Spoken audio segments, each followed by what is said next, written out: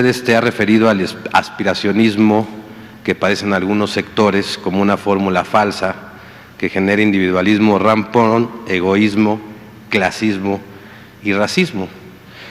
Ese desprecio que se ve muy seguido hacia las personas que tienen menos oportunidades, que incluso hasta satanizan los programas sociales dirigidos a impulsarlos y ayudarlos, ¿no? En lugar de darles la mano, ¿no? y ser solidarios. Pues hace unos días atrás, en redes sociales, vimos un claro ejemplo de esto con un famoso conferenciante de nombre Carlos Muñoz. Él se autodenomina el Máster Muñoz, vende cursos de emprendimiento y de cómo hacerse millonario. Y bueno, durante una conferencia empezó a humillar y denigrar a un mesero que trabajaba en el salón, ¿no? Y me gustaría, si me lo permite, poner el audio de cómo lo hizo. Este güey que está ahí parado, que está trabajando aquí, que le agradezco mucho tu trabajo, está ahí y no está aquí sentado porque no tiene el hambre, güey. Porque si él hubiera ahorrado los últimos 3 meses, hubiera pedido el día de hoy y se hubiera sentado aquí. No, él no tiene hambre, él está cómodo donde está. Y puede regresar dentro de 20 años y puede estar en el mismo puesto él. Y esa es la vida, ¿eh? La vida es así. Y bueno, esta clase de actitudes y de, digamos, que incluso se imparten como para ser millonario, como si fuera un requisito ser déspota, soberbio y humillar a otras personas para ser millonario. Digo, me llama la atención que en este sentido, presidente, no haya todavía actuado la CONAPRED y bueno, pedirle su opinión al respecto y si hay manera de, pues, bueno, alertar, que ya a lo mejor ya lo se está haciendo ahorita, de este tipo de personas que, pues, bueno, pues venden una clase de cursos o de humo, digamos así, en donde en el lugar se imparte también discriminación y este tipo de actitudes a la gente que trabaja y que sostiene al país, porque al final son los que realmente sostienen al país y los que menos oportunidades pues han tenido. Pues sí, es toda una corriente de pensamiento. Cuando hablo de Cuadri o de Calderón o de Salinas o de Diego, de Fox, etcétera, etcétera, pues no estoy obcecado en cuestionarlos a ellos. Es que así como ellos piensan, y son libres, y también esto aplica para los periodistas y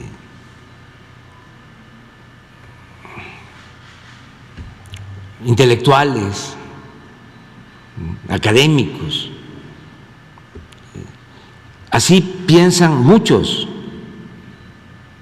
Es un pensamiento extendido, histórico, que viene de lejos. Es el pensamiento conservador.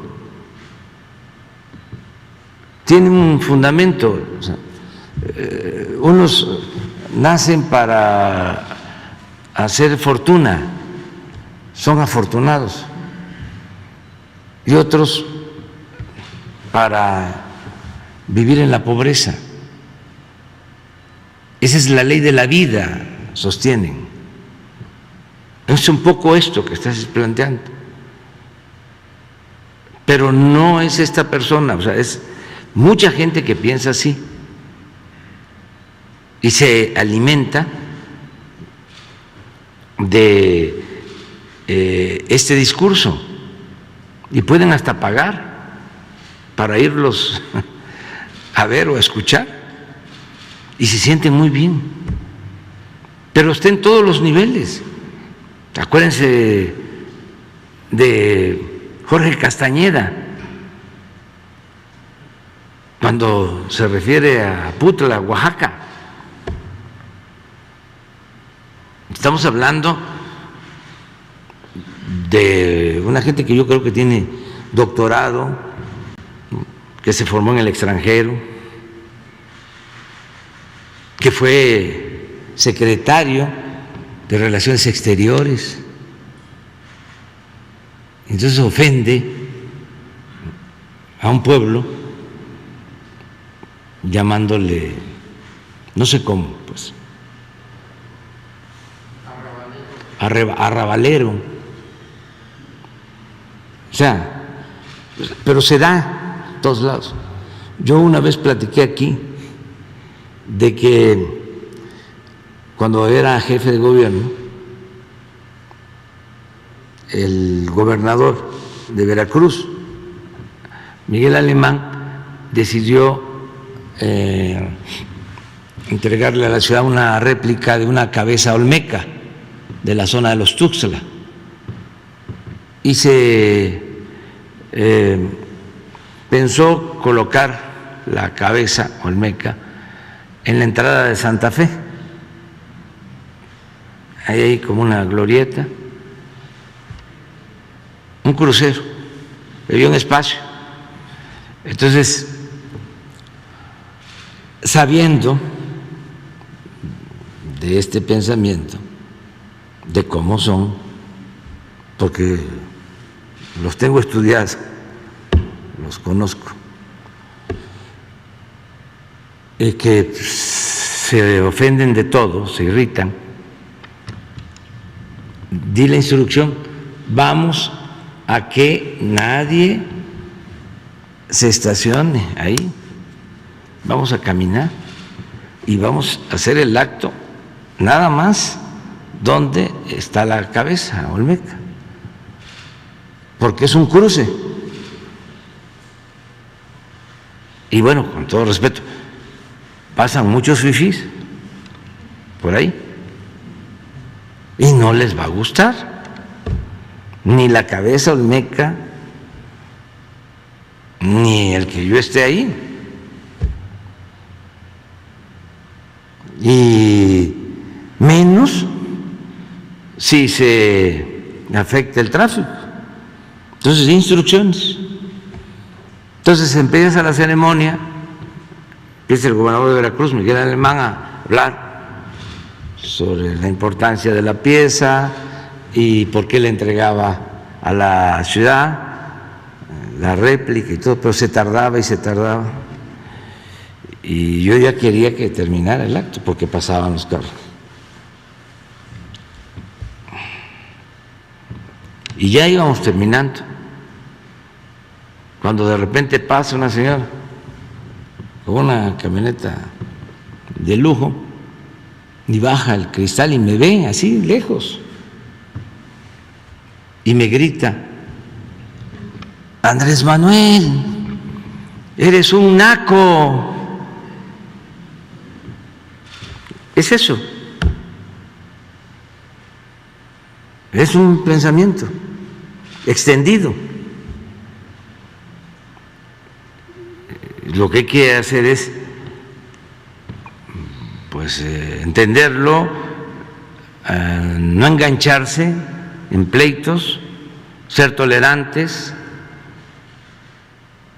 y, como decía Facundo Cabral, pobrecito mi patrón, piensa que el pobre soy yo. O sea, eso es así. Que los vayan a castigar, pues son muchos, pero además tienen derecho. Mire, después de toda la tragedia que significó que perdimos la mitad del territorio por culpa de Santana y los conservadores, se va Santana al exilio y lo van a buscar para que regrese. Y a los 10 años, estos mismos conservadores van a buscar a Maximiliano para que domine México. Imagínense cómo le fue al presidente Juárez en aquel tiempo.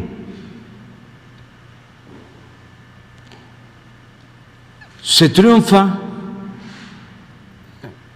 se restaura la República y se pensó, ya se alejó para siempre, ¿no?, la amenaza del conservadurismo,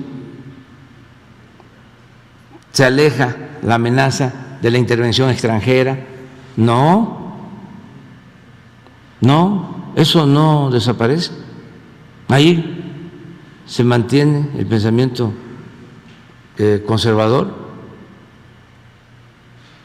Estamos hablando de su peor momento. Es cuando Juárez pronuncia esa frase de que el triunfo de la reacción es moralmente imposible por todo lo que habían hecho en contra del país.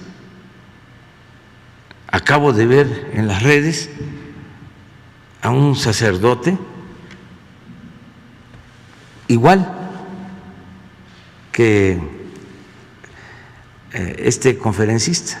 No son así todos los sacerdotes, porque no podemos generalizar, ni son así todos los pastores, pero él busca lo del sacerdote, hablando de Juárez, lo mismo, de manera racista, pero es hoy. Entonces, tenemos que seguir haciendo conciencia, sobre todo los jóvenes, porque ya la gente mayor ya es muy difícil. Puede ser que se vuelvan prudentes, que se sientan de sangre azul y no lo digan, no presuman, no hablen de que hay razas inferiores o de que hay indios, que se reserven, pero al interior van a seguir con lo mismo. Yo también he comentado aquí de un intelectual hasta vinculado a nosotros, que un artículo en La Jornada llegó a usar la frase lamentable de que no tiene la culpa el indio, sino el que lo hace compadre. Imagínense, escritor, académico del más alto nivel, supuestamente progresista, de izquierda, es un periódico tan comprometido con la lucha social como La Jornada. Es un artículo. Bueno, el presidente del INE, es que es interesante el tema. ¿Para qué lo tocas? ¿Cómo se llama? Lorenzo Córdoba, que recibe a un grupo de indígenas y empieza a burlarse de ellos por sus orígenes, por su cultura. Ya aquí dijimos ayer o antier de que está demostrado que no hay razas. Científicamente hay culturas. ¿Y cómo, si no hay razas, se va a actuar de manera racista? Es un absurdo.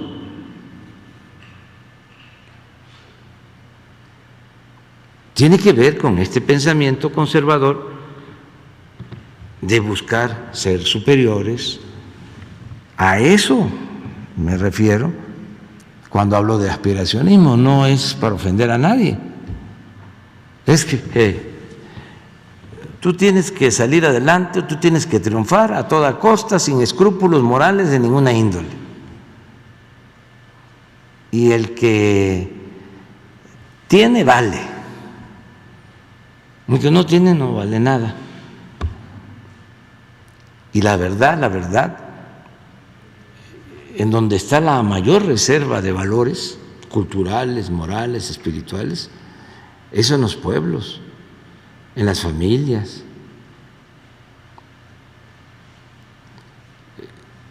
No es en la academia, no es en los medios de comunicación, desde luego no es en la política, no es en las cúpulas de poder económico, es el pueblo. Se burlan cuando digo el pueblo bueno, sí, el pueblo bueno.